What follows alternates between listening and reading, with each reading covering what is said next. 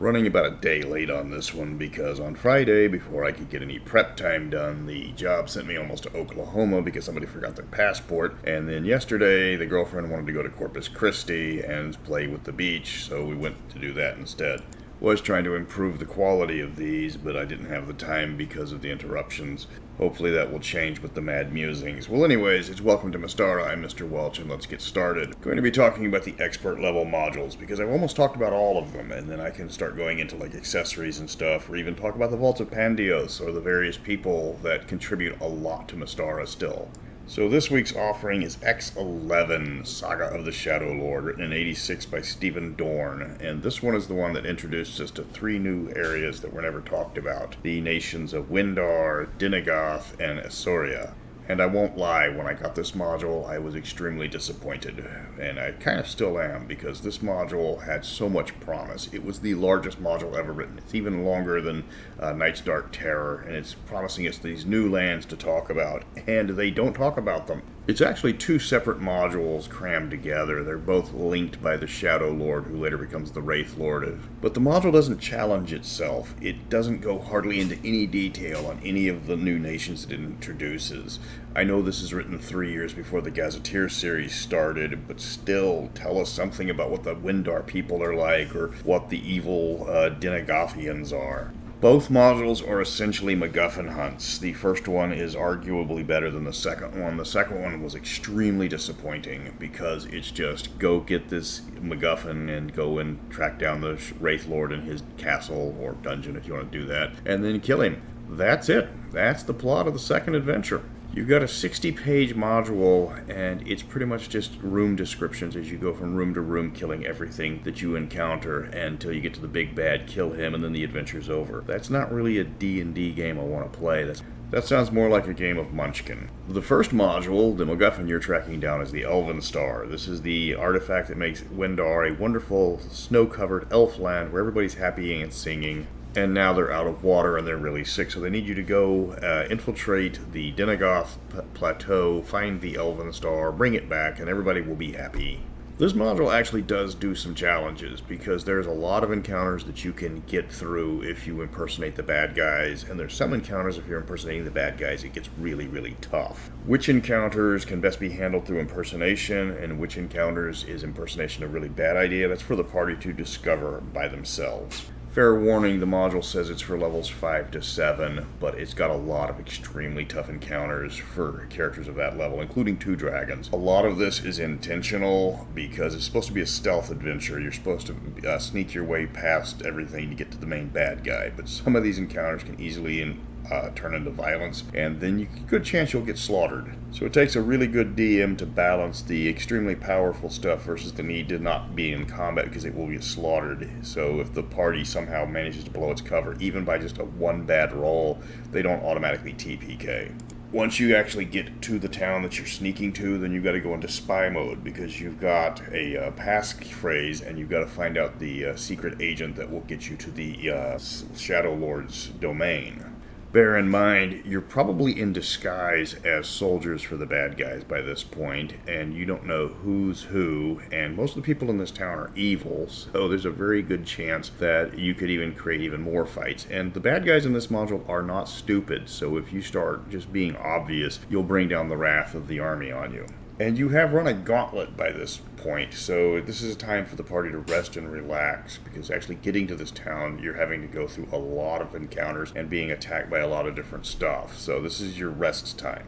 So you figure out where the evil big bad is, and he is a stereotypical evil big bad. I mean, you might as well dress him up like Snidely Whiplash or Dick Dastardly. He's so evil.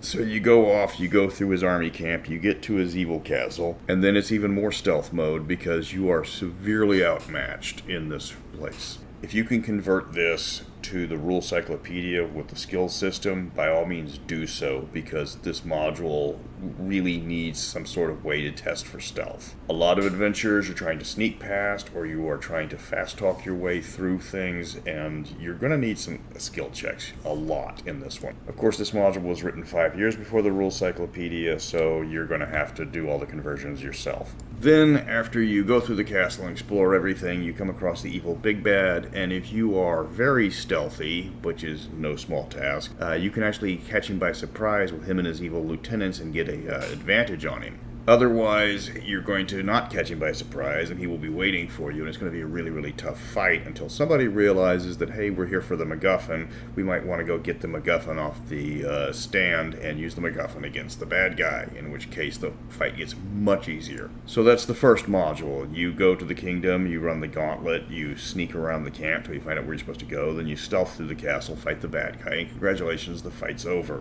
You give back the MacGuffin, you get a pat on the head, everybody loves you, and you go off being adventurers again. The end. Until you come to part 2, which can happen anytime later. Though not too much later, because the second part's actually a little bit easier than the first part, so if you level up a few times, the second part's actually going to be a walkthrough. The second part, apparently the Shadow Lord has now become the Wraith Lord because he succumbed to his injuries and became an undead creature, and now he's trying to turn all of the evil bad guy lands from both nations, both the humanoid Dinagoth and the human Assyria, into undead places, and you have to stop him. So this time you start off at a sage who tells you to kill the Wraith Lord. You've got to get the MacGuffin of bad guy slaying, which you immediately make a beeline for the black stick. Once you've got this, you trottle off to the evil bad guy's dungeon, where then you proceed to kill everyone, take the treasure, go to the next room, kill them, take their treasure, until you get to the bad guy, where then you use the MacGuffin to kill him, and that's it. That's the module. It's not exactly a very in-depth module. This is the module you throw at the party if you have zero prep time and you really don't want to think about some sort of mystery adventure, because this is not one of those. The second module barely ties into the first because it's just the Wraith Lord that you have to go find, and you have to go from A to B to C, and he's going to be waiting at C, so you just go from A, which gives you the thing to kill him, B is the path to him, and C is where you kill him, and that's the module. You kill all the minions, you get a bunch of weapons +1, you get some new spells, and that's it. Saga of the Shadow Lord promises us 3 new settings, but it doesn't give any detail on really any of them. Windar was this happy, perfect, snowy elfland before they lost their MacGuffin, and when you get it back, it goes back to being the happy, perfect, snowy elfland with the MacGuffin. Dinagoth is this 6,000-foot high plateau where all the evil creatures live, sitting around going to their evil jobs, eating evil food, watching evil TV shows, plotting evil invasions, and that's pretty much it. There's no characterization of the land at all. We know the orcs live there, we know gnolls live there, we know it's really high up, and other than that, it's just a generic, evil, bad guy land. It's like if Denver and Mordor were the same place. Then you go to Assyria, which was the original kingdom of the Shadow Lord, and it's just this place where all these barbarians are running around being anarchists because it was this glorious kingdom until he ruined it, and now there's no civilization left. Everybody runs around doing their own thing, but the module doesn't really describe what that thing is. Actually, the module really only discusses the Third Kingdom in passing. That's the biggest kick in the pants, is these are expert level modules, and they're late expert level modules. So we've got all these great modules beforehand as examples of how you should write an expert level module. And then you get 2 stock, run the gauntlet through the wilderness until you get to the dungeon, then kill the bad guy adventures. Yes, the first adventure is better because it makes it have a stealth element, which at least changes up the narrative a bit for the second one. But the second module is just 100% dungeon crawl, hack and slash, and that's it. The Expert series gave us Castle Amber and Isle of Dread and Red Arrow Black Shield and several other modules which stand out, and this one does not do its predecessors justice. If you want to grab this one, you can find it on eBay or Amazon for about $75. If you're patient, you'll find somebody who will actually put it up for auction, and then you can get it for around for $40 or $50. Drive-Thru RPG has the PDF for about $5. They say it's actually $10, but it's on sale. But Drive-Thru RPG always has a actual price that they never actually sell it for.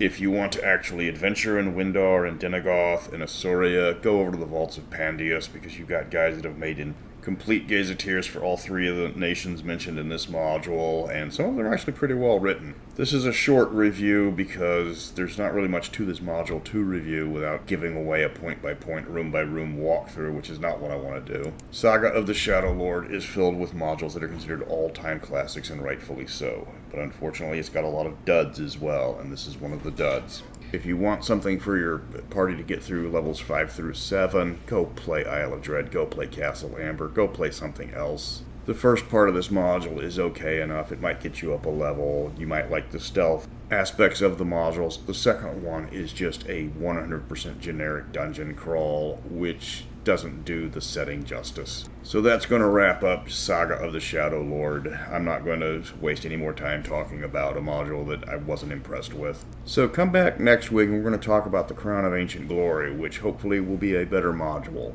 So until next week, remember, always wear sunscreen.